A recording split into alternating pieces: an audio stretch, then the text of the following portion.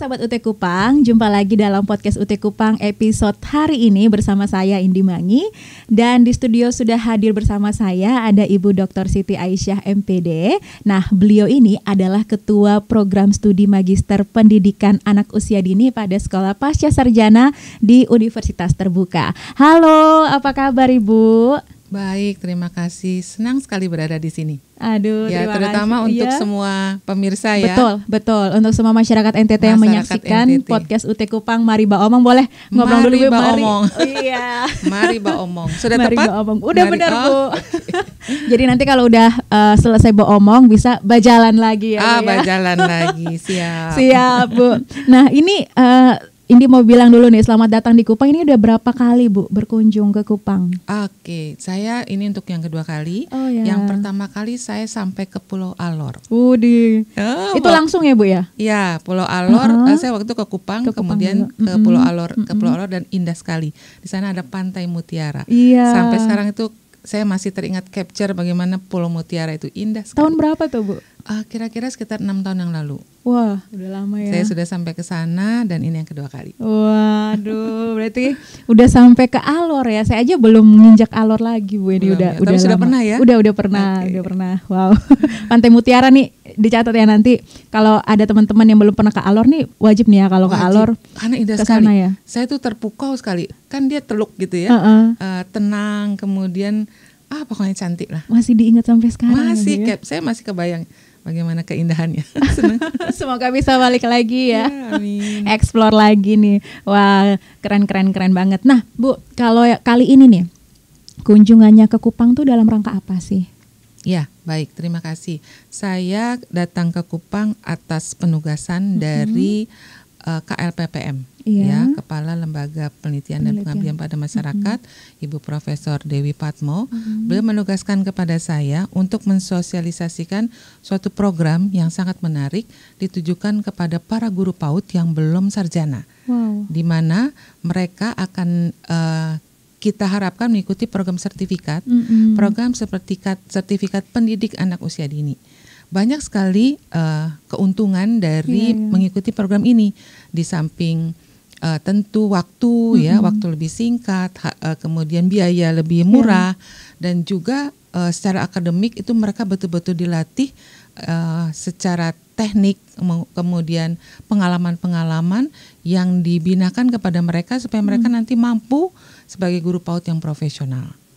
Gitu. Jadi sangat menarik, dan begitu saya ditugaskan untuk ke NTT, saya bilang saya siap Prof Dewi, karena saya ingin yang nanti di tempatnya di SOE ya Bu SOE, ya? di SOE itu akan hadir ratusan mahasiswa, calon mahasiswa kita yang mudah-mudahan mereka akan tercerahkan apabila saya bisa menyampaikan ini loh program UT unggulan lainnya. Gitu. Wow. Kemudian untuk biaya sendiri itu gimana Bu? Lebih murah. Murah ya Bu ya? Lebih murah, lebih singkat. Karena apa? Setelah mereka mengikuti program sertifikat pendidik anak usia dini, mereka langsung diterima di semester 3. Oke. Gitu. Tapi memang ini kan praktikal ya. Banyak sekali latihan, kemudian pembimbingan intensif dari para tutor, kemudian mereka betul-betul diberi ilmu untuk menjadi guru PAUD profesional itu seperti apa. Karena sebetulnya guru-guru itu mereka melakukan, tapi mereka tidak tahu di belakang itu ilmunya itu seperti apa, atau referensinya itu apa. Nah, ini kita men-insight mereka untuk kalau kita melakukan pembelajaran misalnya untuk anak usia dini itu mengcollecting, membagi, kan anak tuh senang kita ajarkan bagaimana memilih dan memilah barang-barang, itu sebetulnya ada teorinya supaya kognitif mereka itu nanti bisa meningkat dengan baik, seperti itu. Oke, berarti memang sudah dilakukan, tetapi ini lebih dengan ilmu lagi, jadi pasti lebih paten lagi ya Bu ya untuk jelas ditransferkan kepada murid-murid. Ya, karena kan peningkatan profesionalitas seperti itu. Dia tahu, tapi dia tidak tahu beyondnya seperti apa, dan itu sangat menarik. Wow, itu berapa lama tuh Bu untuk program itu sendiri diikuti oleh para pendidik ini berapa lama? Jadi mereka ikut 2 bulan, kemudian penyelesaian tugas 1 bulan, ikutlah itu yang tahap pertama, jadi 3 bulan, kemudian ada yang tahap kedua, mereka 2 bulan lagi pembelajaran, 1 bulan lagi penyelesaian tugas. Totally jadi ada 6 bulan, tetapi dengan plus minusnya dengan segala persiapan bisa jadi 7 bulan. Tapi mereka nanti terakumulasikan ilmunya dan kita sudah hitung per jamnya itu mereka setara dengan mereka telah menyelesaikan mata kuliah. Jadi dikonversi akhirnya. Sehingga setelah kita hitung, terdapatlah kesimpulan mereka kita bebaskan 2 semester. Wow. Jadi langsung semester 3. Memenuhi SKS itu juga ya Bu ya? Betul, sudah dihitung. Masuk RPL berarti itu ya? Ya, masuk RPL. Oke, dengan sertifikat tadi ya Bu. Iya, jadi begitu karena dari UT ke UT mereka store atau mereka registrasi berbekal dari sertifikat itu, secara otomatis nanti RPL-nya terhitung, langsung mereka masuk semester 3. Wow. Asik kan? Oh, ini asik banget nih ya Bu ya. Asik banget pokoknya. Dan langsung, satu lagi, biasanya itu kan guru-guru itu mereka sudah piawai karena mereka kan sudah terlatih, sudah biasa ngajar. Begitu ke UAS mereka kadang-kadang tersendat karena kan kognitif yang mereka hadapi dalam ujian. Sedangkan ini lebih ke performa. Jadi penilaian performa. Artinya tidak ada UAS. Nah, karena tidak ada UAS, guru-guru piawai dong. Betul. Mereka jago dong. Betul. Jadi nilainya itu bagus-bagus gitu. Oh, wow. Jadi ini program yang menarik sekali ya Bu ya. Terobosan memang ini. Ya benar sekali. Wah, luar biasa. Apakah ini baru bisa untuk semua daerah atau baru dibuka untuk beberapa UT daerah saja di kota tertentu, Bu? Ya, sebetulnya ini program yang sudah kita siapkan 4 tahun yang lalu atas request dari pemerintah juga, sehingga kami pernah mendapatkan pemberian beasiswa untuk para guru ini lumayan banyak waktu itu dari pemerintah ya, tapi kemudian stop. Dan setelah itu karena ini biayanya mungkin dianggap cukup besar untuk mahasiswa, untuk guru-guru PAUD, sehingga tidak lanjut ya. Nah, kami berpikir untuk bisa lebih efisien diikuti oleh seluruh guru PAUD, maka kami online kan. Yang tadinya itu tatap muka kami online kan. Jadi sekarang yang akan kita tawarkan ke SOE besok fully online. Jadi mereka tetap bisa mengajar, mereka bisa peningkatan profesionalismenya melalui program ini gitu ya. Kemudian mereka bisa lanjut ke S1 gitu. Jadi sebetulnya program lama kita kemas yang tadinya tatap muka menjadi fully online ya Bu ya. Wow, sangat fleksibel sekali ini ya. Betul. Wah, luar biasa. Mudah-mudahan banyak nanti di SOE. Betul, peminatnya banyak ya. Apalagi ini program yang begitu luar biasa. Jadi jangan sampai dilewatkan nih oleh sahabat UT Kupang, apalagi masyarakat NTT khususnya SOE nih yang besok langsung akan dikunjungi ya. Wah, keren sekali. Nah Bu, kita lanjut lagi nih. Sebagai seorang Kaprodi nih Bu, Ketua Program Studi untuk Sekolah Pasca Sarjana PG PAUD, Ibu bisa kasih tahu di Indi dan juga sahabat UT itu tuh peran dan tugasnya Ibu tuh seperti apa sih Bu? Ya, peran tugas dari seorang Ketua Program Studi tentu berorientasi kepada akademik. Ya, tetapi di OT akademik itu kan fokus tapi tidak akan terlepas dari administrasi non akademik. Nah, itulah peran dari Ketua Program Studi dan tentu tujuan dari setiap program studi adalah bisa memberikan pembelajaran sebaik-baiknya, seoptimal mungkin kepada mahasiswanya dan mahasiswanya itu lulus tepat waktu dengan nilai yang menggembirakan, ya membanggakan. Tujuan kita seperti itu. Jadi boleh dibilang kami itu betul, karena ini program baru juga yang saya ampu sekarang, yang saya sebagai Ketua Program Studi ini adalah baru, sehingga betul-betul kami melakukan pembimbingan dan pembinaan itu all out kepada mereka. Jadi jangan sampai program yang sudah kita rancang 2 tahun bisa selesai, bisa meleset gitu ya. Jadi kami kawal betul angkatan pertama ini bisa lulus tepat waktu. Nah, ini disinggung angkatan pertama ya. Nah, jadi kan kalau dari dulu kan UT itu terkenal sekali dengan program terkait dengan keguruan ya Bu ya. Mulai dari pendidikan dasar ada PG PAUD, PG SD, dari program diploma, kemudian ada sarjana dan sekarang ada sekolah pasca sarjana. Program yang baru dan Ibu sebagai ketua program studinya nih. Mungkin bisa dijelaskan nih Bu latar belakang didirikannya program S2 dari PG PAUD ini, silakan. Ya, jadi menarik sekali kalau berbicara tentang guru pendidikan anak usia dini. Bagaimana kita nanti mengajar guru yang langsung in touch, bersentuhan dengan anak usia dini yang masa golden age. Jadi kita itu seolah memberikan ilmu itu sebagai amal jariah kita, yang mana nanti mereka itu apabila kita benar mendidik mereka, mereka nanti bisa menjadi pribadi yang betul-betul pribadi yang optimal. Itu kan suatu kebanggaan tersendiri. Mungkin Mbak Indi masih ingat guru TK dulu yang ngajarin pertama kali pegang pensil. Masih ingat masih, ya? Masih, Bu. Masih. Yang belajar mengajarkan bagaimana memegang pensil, menorehkan tulisan, itu pasti ingat. Ya, benar. Dan masih. Ingatan itu mungkin kita kalau ingat orang yang berjasa kan mendoakan ya. Dan itu bagi seorang guru, bagi saya sebagai pendidik, guru-guru itu mendidik mereka supaya mereka tuh benar melakukan proses pembelajarannya. Itu kalau benar. Tapi kalau salah, itu pun fatal. Artinya kita bisa membuat potensi yang dimiliki anak itu tidak berkembang secara optimal. Salah didik itu kan fatal juga.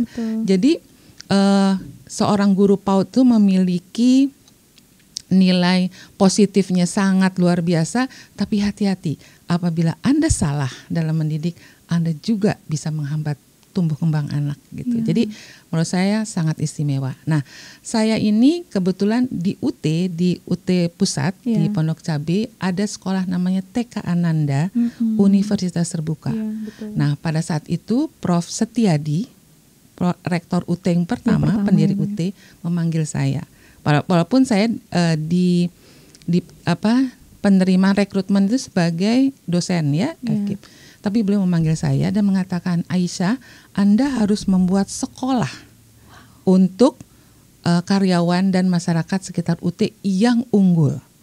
Jadi saya ditugaskan bikin sekolah TK, gitu. Jadi saya itu kan di bawah Puslitapmas, Pusat Penelitian dan Pengabdian pada Masyarakat sekolah itu.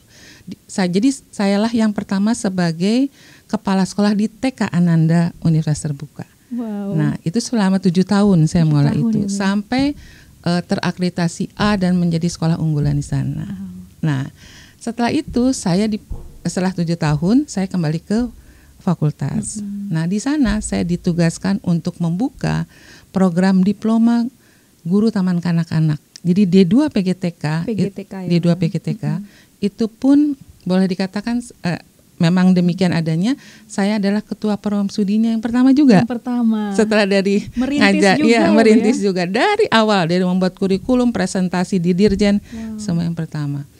Sampai mahasiswanya banyak, kemudian setelah itu tentu UT tidak tinggal diam dong ya. Kan lulusannya D2-nya sudah banyak, harus disalurkan ke S1. Saya ditugaskan lagi harus buat S1 PG PAUD. Naik level lagi. Perintis yang S1-nya S1 PG PAUD. Nah, tentu dengan desakan dari berbagai pihak, terutama IGTKI, Ikatan Guru Taman Kanak-Kanak Indonesia itu mengatakan gini, sudah ribuan UT ini menghasilkan mahasiswa. Kami ingin lulusan itu tidak hanya S1 dong, kami ingin mereka lanjut ke S2. Atas desakan itu dari tahun 2000-an mereka mendesak kita, bahkan bersurat ke Rektor UT, ayo UT segera buka program magisternya.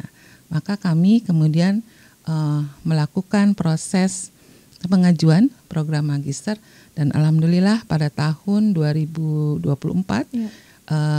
semester pertama itu kita launching program magister pendidikan anak usia dini dan saya program studi yang pertama juga.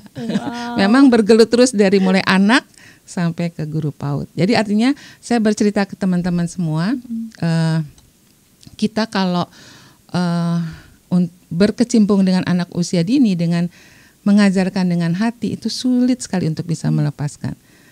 Mungkin teman-teman di sini bisa mengalami juga ya, guru PAUD itu kadang dengan mohon maaf income-nya yang tidak seberapa, tapi kalau dia mengajarkan dengan hati dan berupaya untuk membuat pendidikan anak itu berjalan dengan optimal, maka menjadi ladang ibadah kita. Seperti itu. Karena paling dasar ya, Bu. Iya, betul. Golden age kan di sana. Golden age. Dan kalau kita tergelincir salah mengajarkan, misalnya salah mengajarkan, kan anak itu konsep berpikirnya dia holistik gitu ya. Dia tidak bisa terpecah-pecah. Jadi kalau kita mengajarkan tentang sepeda, kita utuh mengajarkan itu sepeda. Kita tidak bisa dimulai ini pedal, ini adalah stangnya, nggak bisa. Tapi ajarkan secara utuh dulu. Karena memang secara alami anak-anak berpikir secara holistik seperti itu. Wow. Berarti ini udah benar-benar di bidangnya yang terbaik, di bidangnya udah dari yang ngurusin TK sampai akhirnya sekarang ngurusin pendidik sampai di level S2 nih, luar biasa. Mudah-mudahan S3 nanti. Amin, amin. Apalagi kan lulusan UT ini sudah banyak sekali ya Bu ya, tersebar di seluruh Indonesia. Dan kalau mereka juga rindu untuk mau lanjut kuliah S3, didoakan saja ya sahabat UT ya. Semoga UT juga atas desakan dari para alumni ya. Ini bisa juga untuk membuka program dan sakti. S3. Biasanya kalau desakan dari alumni itu sakti. Bener. Jadi berpikir memang diperlukan kan? Memang diperlukan, itu menjadi suatu kebutuhan ya. Jadi semoga saja setelah ini. Nah, lanjut nih Bu. Kemudian kalau ini program yang begitu luar biasa nih Bu, apa sih syarat utama bagi seorang calon mahasiswa untuk mau mendaftar? Ya, tentu karena ini program magister, mereka lulus S1 ya. Nah, tapi untuk sampai dengan angkatan ketiga, kami masih menerima yang latar belakangnya pendidikan, belum yang non kependidikan. Mengapa? Karena kita belum memberlakukan matrikulasi. Kalau matrikulasi itu nanti sudah ada dan sudah dibuat satu sistem yang bisa memudahkan dalam proses pelaksanaannya, maka kita akan buka dari non kependidikan. Sudah sangat banyak yang ingin dari non kependidikan, karena biasanya kan pengelola PAUD, guru PAUD ada yang bukan dari kependidikan. Misalnya mereka dari biologi, mereka dari bahasa Indonesia gitu ya, bukan pendidikan bahasa Indonesia tapi bahasa Indonesia. Mereka ngajar sebagai guru PAUD, ingin meningkatkan kompetensi, ingin sekali ikut ke MPAD, itu belum bisa. Tapi mudah-mudahan kami sekarang sedang mengejar aplikasi ini supaya kita bisa melakukan matrikulasi dan yang dari non kependidikan bisa ikut. Jadi mereka sampai saat ini kami masih menerima dari yang pendidikan. Syarat utamanya. Syarat utama dari pendidikan, psikologi dan bimbingan konseling, gitu ya. Kemudian nanti ada proses seleksi administrasi, kemudian ada tes masuknya seperti biasa, bahasa Inggris, TKDA dan tes konten dan tes materi. Kemudian kalau yang di magister tentu karena nanti mereka harus membuat tesis, jadi dari awal kita sudah meminta mahasiswa membuat rancangan penelitiannya gitu. Jadi proses seleksinya kami lakukan dalam suatu dewan gitu ya, dalam suatu rapat pimpinan untuk bisa menentukan seseorang bisa masuk ke dalam program ini. Wow, berarti memang UT juga sedang mencari cara bagaimana supaya bisa yang non kependidikan juga bisa bergabung ya Bu ya. Iya, betul. Semoga tapi sekarang belum bisa ya, mudah-mudahan secepatnya bisa ada aplikasinya itu bisa jadi ya Bu. Betul. Ya. Betul. Nah, lanjut nih Bu. Kemudian apa aja sih Bu fasilitas dan layanan yang diberikan kepada mahasiswa S2 PG PAUD UT ini untuk mendukung pembelajaran mereka, apalagi secara jarak jauh ya Bu ya? Ya. Nah, kalau magister itu dengan orientasi menghasilkan karya ilmiah, tentu mereka harus kita didik untuk bisa melakukan penelitian dengan berdasarkan kaidah-kaidah ilmiah. Nah, untuk dapat mencapai itu, kami banyak melakukan pembinaan dan pendampingan kepada mereka untuk dapat menulis karya ilmiah. Jadi misalnya bagaimana membuat kajian pustaka gitu ya. Kemudian bagaimana membuat suatu judul, mulai dari kan ada masalah dulu ya. Dari masalah kemudian sampai ke judul, kemudian ke pendahuluan, masuk bab 2 sampai bab 3, itu bagaimana runtutan itu bisa menghasilkan suatu karya yang karyanya itu tidak boleh untuk dirinya sendiri. Dia harus bisa mensosialisasikan, menerapkan hasil karyanya. Karena kan kalau S2 itu rentangannya 7 ya, harus bisa menghasilkan sesuatu ya di dalam di dalam rancangannya dia harus bisa membuat karya yang karyanya itu bisa dimanfaatkan seperti itu. Jadi untuk masyarakat luas. Nah dalam proses pembelajarannya ada pembelajaran secara online ya, tapi kalau atas request juga boleh dengan tatap muka. Nah di dalam pertemuannya itu 12 kali pertemuan, 4 diantaranya adalah kita ada webnya. Ya, dan itu untuk mata kuliah konten, mata kuliah materi. Tapi ada istimewanya di MPAD ini, kami ada mata kuliah kajian literatur yang belum ada sebelumnya di program studi magister lainnya. Jadi di kajian literatur itu kita membedah beberapa literatur. Jadi istilah kerennya literatur review. Ya, literatur review itu sebagai bekal nanti bab 2-nya. Jadi sebelum mereka dalam rangka bersamaan dengan pembuatan proposal itu mereka sudah kita latih untuk literatur review-nya. Nah, jadi mereka sudah kuat di situnya di bab 2-nya ya. Itu kami lakukan itu. Kemudian yang kedua adalah studi komparatif. Ini juga tidak ada ada MPDR ya, sudah ada, tapi kami yang studi komparatif yang ada di MPAD ini memang updating dari studi komparatif yang ada di MPDR. Nah itu cikal bakal kelas internasional. Jadi kami berharap ini nanti kolaborasi entah itu tutornya atau mahasiswanya di kelas itu. Karena kan UT harus bertaraf internasional ya. Jadi perlu ada rintisan-rintisan kelas internasional. Itu namanya studi komparatif. Nah, studi komparatif ini tanpa ada UAS, tapi betul-betul harus bisa menganalisis ya berbagai pelaksanaan pendidikan anak usia dini di berbagai daerah, di berbagai negara juga, sampai mahasiswa itu mengerti, oh ternyata untuk bisa mengambil suatu kebijakan perlu langkah-langkah kajian strategis seperti ini. Wow.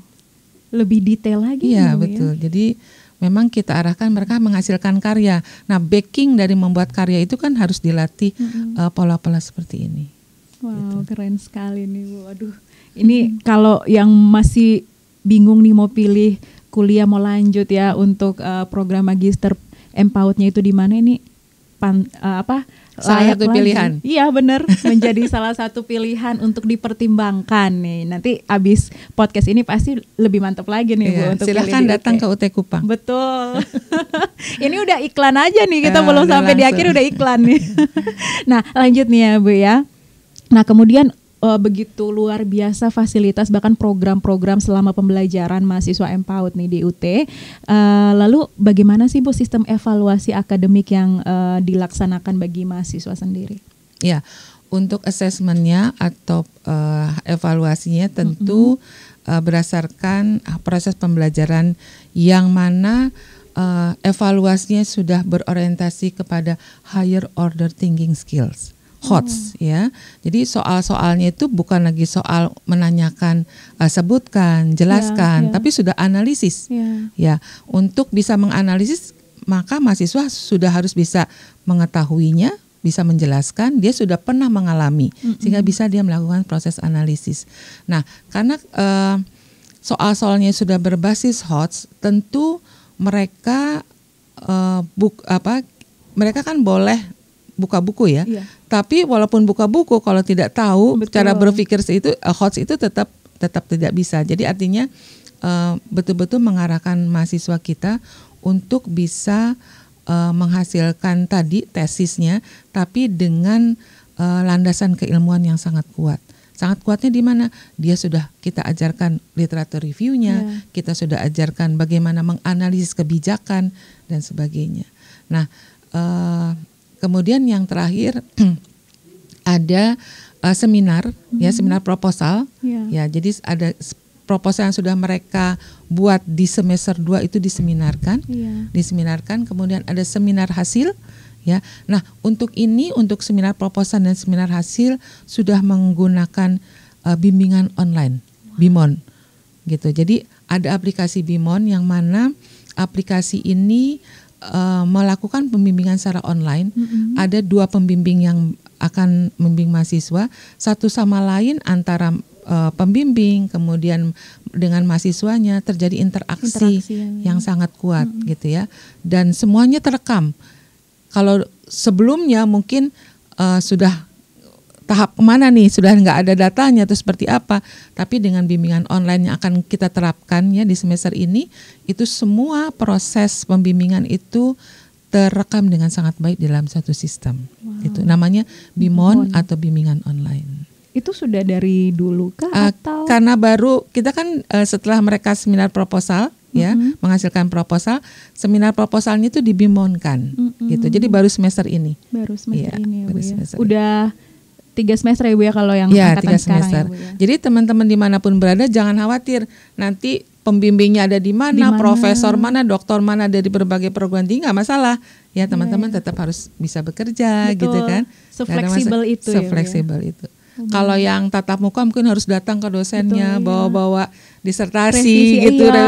Kalau itu semua revisinya apa semua ada di dalam BIMON itu ya, bimbingan online itu. Kemudian kalau sidang tesisnya sendiri juga seperti apa tuh Bu? Ya setelah mereka di ACC, maka mereka tentu setelah itu adalah seminar hasil. Baru seminar hasil itu dilakukan dengan menggunakan Teams gitu ya untuk proses masukan dari tesis yang akan dihasilkan. Wow, itu semuanya fleksibel, jadi tidak perlu meninggalkan anak didik ya Bu. Iya, yang di SOE, yang di Manggarai, yang di Alor gitu ya. Silahkan, nggak perlu meninggalkan tempat pekerjaannya. Betul ya. Nah, nih ngobrolin udah begitu luar biasanya ya, sampai di tahap asesmen sendiri juga udah keren sekali. Biayanya Bu? Ya. Gimana nih? Nah, biasanya kalau ngomongin biaya udah berapa ya? Benar Bu. Dengan tadi yang sudah saya jelaskan, tentu ada cost-nya, gitu ya. Ada yang harus dikeluarkan. Semakin kita meningkatkan kualitas, tentu biaya yang harus dikeluarkan oleh mahasiswa juga harus ada. Nah, untuk ini kami sudah melakukan suatu proses pembandingan. Perguruan tinggi lain penyelenggaraan S2 biayanya berapa. Kami lakukan proses studi banding gitu ya. Ternyata apa yang kami tetapkan tidak jauh berbeda dengan perguruan tinggi lain. Jadi worth it lah gitu ya. Worth it ya. Worth it lah. Jadi 8,5 juta per semester. Ya, kemudian proses registrasinya itu 700.000. Proses admisinya. Admisi kemudian 750.000.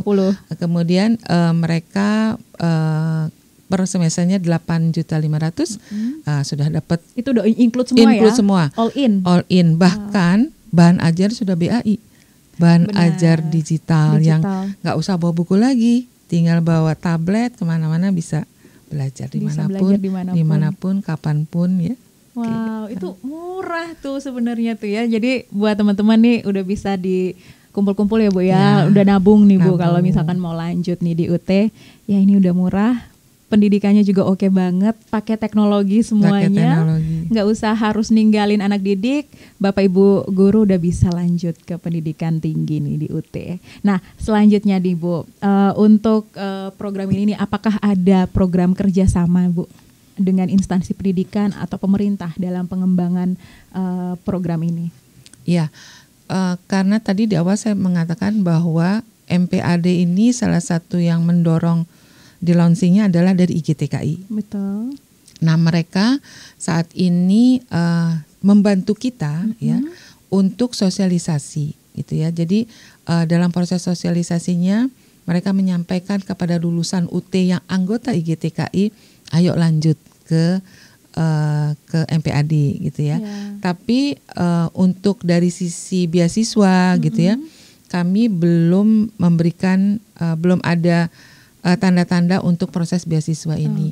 Sehingga kami sangat mendorong teman-teman dimanapun berada ya untuk bisa cari celah di Pemdanya masing-masing, di provinsinya masing-masing.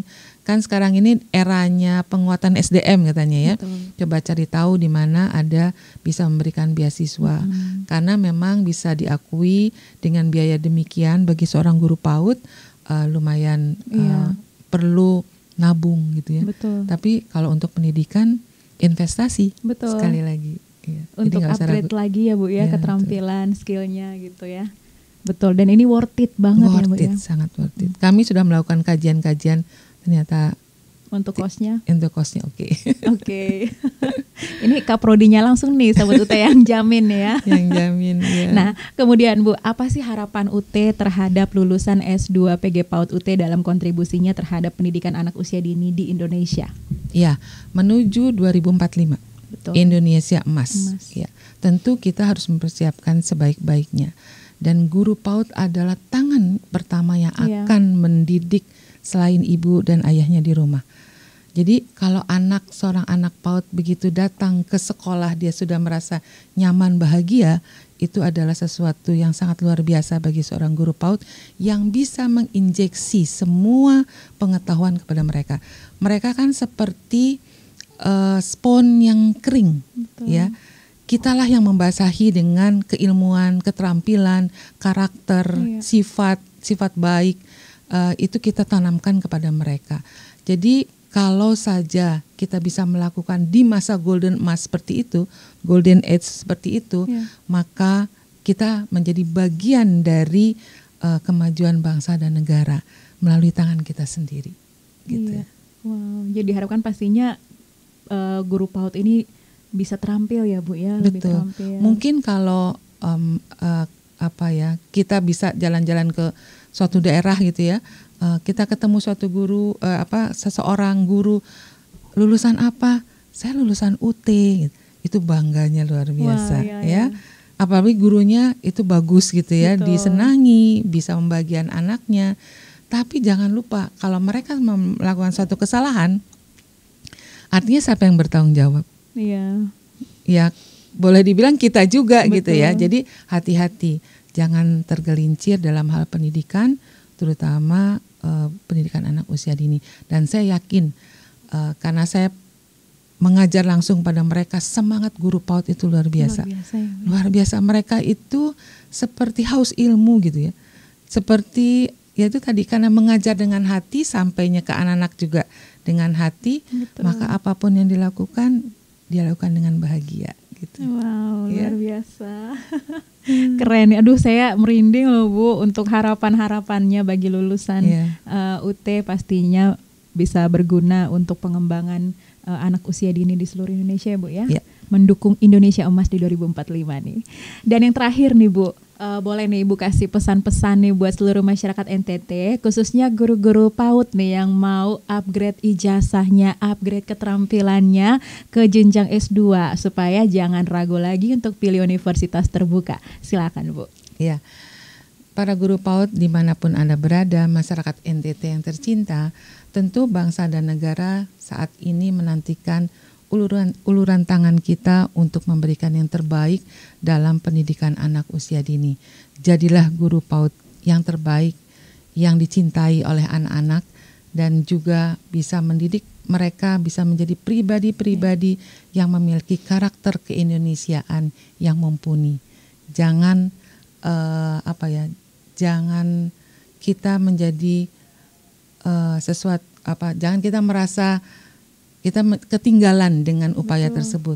Jadilah bagian dari memerdekakan anak. Sekarang dengan kurikulum merdeka ya, kemudian walaupun kurikulum merdeka kemudian dikritisi, tapi kalau dasarnya itu adalah bisa memerdekakan dia secara individu menjadi individu yang potensial berkembang dengan baik, kita akan menjadi insan yang sangat berbahagia.